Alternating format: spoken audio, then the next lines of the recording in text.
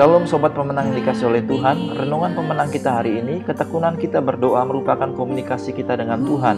Komunikasi yang membangun relasi yang baik dengan Tuhan sehingga kita berkenan kepadanya. Dasar renungan dari Matius 7 ayat 1 sampai dengan 29. Inti renungan hari ini, ketekunan kita berdoa merupakan cara kita membangun kehidupan sebagai pelaku firman Tuhan sehingga pada akhirnya kita dikenal oleh Tuhan sebagai orang yang bisa dipercayainya. Sobat pemenang, ada 3 pertanyaan yang perlu kita renungkan hari ini. Yang pertama, apakah Anda sudah mengenal Tuhan Allah dengan benar? Lalu yang kedua, mengapa kita harus membangun hubungan yang intens dengan Tuhan dalam ketekunan kita berdoa? Lalu yang ketiga, mengapa Tuhan Yesus mengatakan aku tidak pernah mengenal kamu kepada orang-orang yang pernah mengalami kebaikan dan mujizat Tuhan? Sobat pemenang, Alkitab menjelaskan dan menegaskan bahwa kerinduan Allah menjumpai dan menyertai kita adalah Ia ingin kita menjalani hidup bersamanya di bumi ini dengan tujuan akhir agar kita berkenan kepadanya dan tinggal bersamanya dalam kekekalan.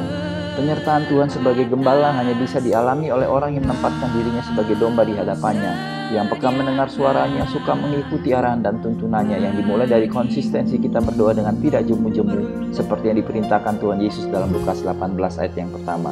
Sobat pemenang, Tuhan hanya akan mempercayakan dirinya dan kehendaknya sejauh kita membangun relasi yang sehat dan intim dengannya. Relasi yang kita bangun dengan Tuhan dalam ketekunan kita berdoa, jika benar pasti menghasilkan hidup yang berkenan kepadanya, sehingga Ia mempercayakan kehendak dan kepentingannya termasuk berkatnya atas kita.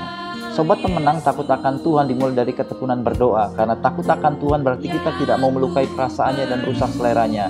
Dan untuk memahami perasaan dan selera Tuhan dalam hidup kita setiap saat, maka kita harus tekun berdoa dengan tidak jemu-jemu.